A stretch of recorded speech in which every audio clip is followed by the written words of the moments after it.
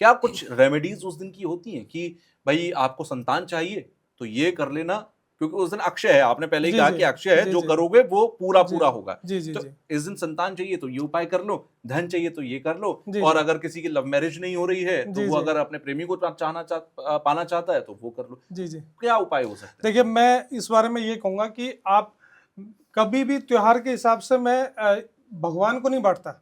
अच्छा। अब भगवान के बहुत सारे रूप हैं, आपने बहुत सारे पॉडकास्ट में जब इस जी। रील स्क्रॉल करते हैं तो बहुत सारी जी। चीज़ें सुनने को मिलती हैं कि अगर आपको लव मैरिज करनी है, शादी करनी है तो माँ लक्ष्मी की आराधना कीजिए, हम्म। है ना? अगर आपको आप किसी प्रॉब्लम से ऐसे उलझ मतलब ऐसे से इस समय जूझ रहे हैं कि जिसका कोई हम्म। सॉल्यूशन नहीं मिल रहा, हनुमान जी की आराधना कर लीजिए। हम्म। देखिए, आप जिस भी रूप की आराधना करते हैं, जो भी आपके इष्ट देव हैं, जिनकी जी। आराधना में आपने इतने साल, वो अकेला सक्षम है, उसके पास सारे पोर्टफोलियो हैं। हम्म। वो सारे रूप अलग-अलग उनके हो सकते हैं। बिल्कुल। जो हमारे हिंदू धर्म के अंदर 33 प्रकार के 33 कोटि के जो देवी देवता हैं, जी। वो कॉन्सेप्ट डेवलप भी इसीलिए किया गया। हो सकता है आपकी पर्सनैलिटी को कोई और अट्रैक्ट करे, मेरी सोच को, मेरी थॉट प्रोसेस को कोई और अट्रैक्ट करे। हम्म। तो जिसकी आज चाहे अक्षय तृतीया वाले दिन की इंपॉर्टेंस को समझते हुए जी। अपने इष्ट देव की आराधना कीजिए। जो मन में आपकी इच्छा है वो प्रकट कीजिए, चाहे उसे धन से जोड़ लीजिए, चाहे आप उसको लव मैरिज से जोड़ लीजिए। आप किसी भी जो आपकी इच्छा है अपने इष्ट देव के सामने रखें, बड़ा इंपॉर्टेंट नहीं रहा है, आपकी इच्छा बिल्कुल पूरी करेंगे। ये बहुत अच्छी लेकिन बात आपने कही कि जी कोई भगवान स्पेसिफिक नहीं है किसी स्पेसिफिक चीज को। अगर आप हनुमान जी को पूजते हैं तो आपको कोई जरूरत नहीं है कि आप माँ लक्ष्मी से पैसा मांगे। जी जी जी आप हनुमान जी से मांगे, वो भी देंगे। जी अष्ट जी। सिद्धि नौ निधि के दाता हैं वो। इनका, हाँ जी, बिल्कुल सही कह रहे हैं आप। और ऐसा कोई पोर्टफोलियो नहीं है जो किसी हम्म। एक रूप के पास नहीं है और दूसरे के पास अवेलेबल है, बिल्कुल भी नहीं है। ये सबसे बड़ा मिथ है, एस्ट्रोलॉजी में सबसे बड़ा है। अब बहुत हम्म। सारी मैं वीडियोस देखता हूँ, अभी एक लेडी की वीडियो अभी कुछ दिन पहले मैं देख रहा था, मेरे को नाम जी। याद नहीं है उनका, अच्छी एस्ट्रोलॉजर है ऐसा, हम्म। मतलब चर्चित है। जी। तो उन्होंने वो मेरे को बताया, मतलब उनकी जैसे रील में अब फॉलोअर्स बहुत सारे हैं। आप सोचो कि जो इसने जो बचपन से कृष्ण जी को अपना इष्ट देव या हनुमान जी को इष्ट देव बनाए बैठा था, उनकी वीडियो देखेगा, करे यार ये वाला मेरा काम तो इससे बनेगा नहीं। अगर हम्म। मुझे धन चाहिए तो मुझे यहाँ जाना पड़ेगा। तो जो अब तक के भाव उन्होंने इमोशंस डेवलप करे, जो भाव अपने हम्म। डेवलप करे, देखो आध्यात्म बहुत लंबा कॉन्सेप्ट है। जब आपके बिल्कुल। इमोशंस डेवलप हो जाते हैं तब आप समझो कि आप सही ट्रैक पे हो, हम्म। है ना? अब वो डेवलप करने में सालों लग जाते हैं। अब सुबह शाम की पूजा का नियम भी इसलिए है कि आपके इमोशंस डेवलप हो जाए। बिल्कुल। अब आपने किसी एक रूप से करें, सडनली आपने कोई पॉडकास्ट देखा या किसी जिसको आप सब कुछ मान रहे हो, वो तो मान रहे हो ना, जैसे आप अगर आप एस्ट्रोलॉजर हैं, आप बिल्कुल। कुछ बोल रहे हैं तो इसका मतलब एस्ट्रोलॉजी बोल रही है। बिल्कुल। आम आदमी को नहीं पता ना उसके पास क्या नॉलेज है कि नहीं है। बिल्कुल। बिल्कुल। अब वो उनको फॉलो करते हुए उन्होंने अपने इनकी पूजा छोड़ दी, उनकी करी, तो यहाँ से फिर वो जीरो से स्टार्ट होंगे। फिर जाके हम्म। उनके जब वो उस लेवल के भाव होंगे जो यहाँ डेवलप करे थे, हम्म। तब जाके वो एक्सपेक्ट करेंगे कुछ यहाँ से रिजल्ट आना। बिल्कुल। तो इसलिए जो आपके इष्ट देव हैं, आप इष्ट देव को अपने पकड़िए, सब कुछ है उनके पास। ऐसा कोई पोर्टफोलियो नहीं है जो उनके पास अवेलेबल ना हो।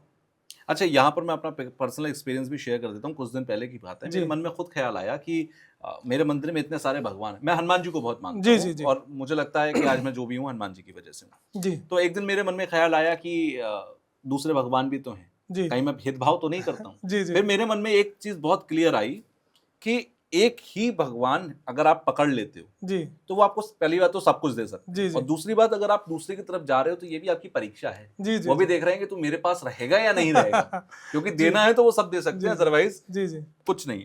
ठीक है, तो मैं थोड़ा सा और अक्षय तृतीया को समझूंगा, फिर मेरे पास एक लंबी सवालों की लिस्ट है, मैं उस पर जी आऊंगा। जी जी अक्षय तृतीया के दिन क्या खरीद कर लाना चाहिए? जैसे आपने शुरुआत में बहुत अच्छी बात कही कि जी अमीर आदमी तो सोना आज की डेट में भी खरीद लेगा जब 1.5 लाख के ऊपर है सोना, जी जी और जी हो सकता है अक्षय तृतीया पर 2 लाख भी चला जी जाए, जी जी तब भी खरीद लेगा। जी लेकिन जी। गरीब आदमी क्या खरीदे?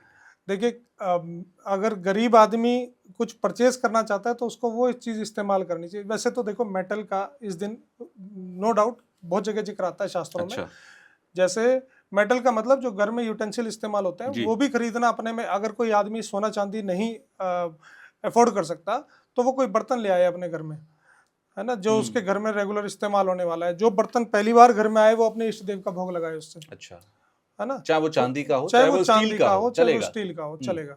ठीक है, अगर आप अफोर्ड कर सकते हैं तो चांदी बेस्ट चीज होती है जो इस दिन हम्म। परचेज की जाती है। हम्म। बाकी अगर आप सक्षम है और आपके पास पैसा है तो आप कोशिश कीजिए कि उस दिन आपकी दान दक्षिणा में कमी ना हो। आपके परचेज करने से जितना आपको फल मिलने वाला है, उससे प्रॉस्पेरिटी मिलने वाली है, उससे कई गुना ज्यादा इस चीज से मिलेगी कि आपने उस दिन कितने भूखों का पेट भर दिया। हम्म।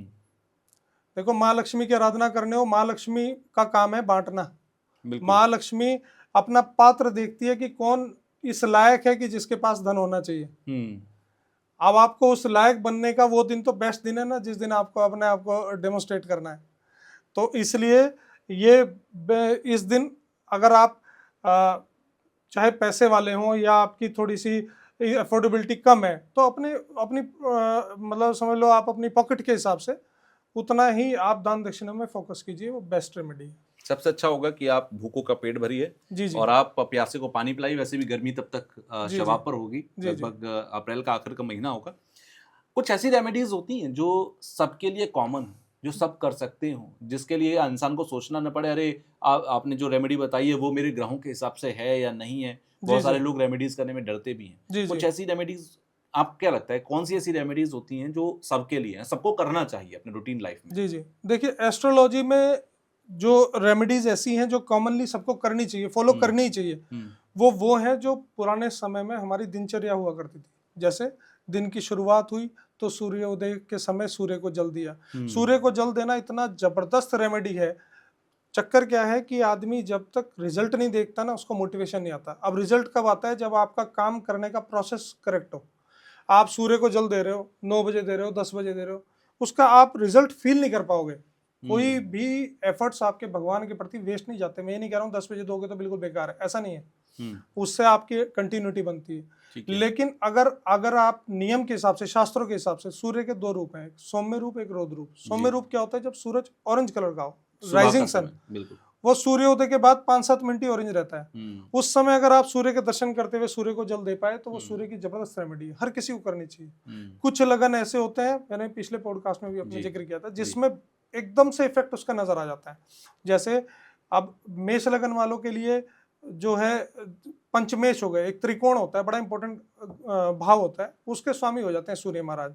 ऐसे ही धनु लगन के अंदर भागेश हो जाते हैं, भाग्य भाव के स्वामी होते हैं। ये लोग जब करते हैं ना, सूर्य की आराधना करते हैं, तो 40 दिन में उनको इमीडिएट इफेक्ट दिखने लगता है, क्योंकि जब भागेश बलवान होता है तो आपके ऑब्स्टेकल्स हटने लगते हैं, लाइफ स्मूथ हो जाती है। यहाँ पर मैं आपको एक काउंटर सवाल करना चाहता हूँ। आपने कहा कि सूर्य को सुबह सुबह अर्घ देना चाहिए। आज के समय में दो प्रॉब्लम सबसे ज्यादा आती है जी सूर्य को अर्घ देने में। जी पहली, लाइफ स्टाइल इतना हेक्टिक है, या जी बहुतों की जो दिनचर्या है वो अपनी दोपहर में शुरू हो रही है, रात में 11-12 बजे तक वो काम कर रहे हैं, ऑफिस से लौट रहे हैं और उसके बाद सुबह 5 बजे उठना क्वाइट पॉसिबल नहीं है। जी जी दूसरी प्रॉब्लम ये है कि लोग अब ऐसे फ्लैट सिस्टम में रह रहे हैं। अब जी फ्लैट में रहते हैं, सूर्य उन्हें दिख ही नहीं रहा है। जी जी सूर्य देखने के लिए उन्हें काफी दूर जाना पड़ेगा, वहां जाके जल देना वो भी पॉसिबिलिटी नहीं है। जी जी इसका कोई अल्टरनेटिव है? क्योंकि जब समय बदलता है, हालात बदलते हैं, कोई ना कोई अल्टरनेटिव भी उसका निकाला जा जी सकता है। जी क्या हो सकता है? देखिए, ऐसा है, पहली बात तो ये कि सूर्य को दर्शन करते हुए अगर आपको लाभ मिल जाए जल चढ़ाने का, तो आप बड़े भाग्यशाली हैं। जी। इन केस नहीं मिलता तो आप मन में भाव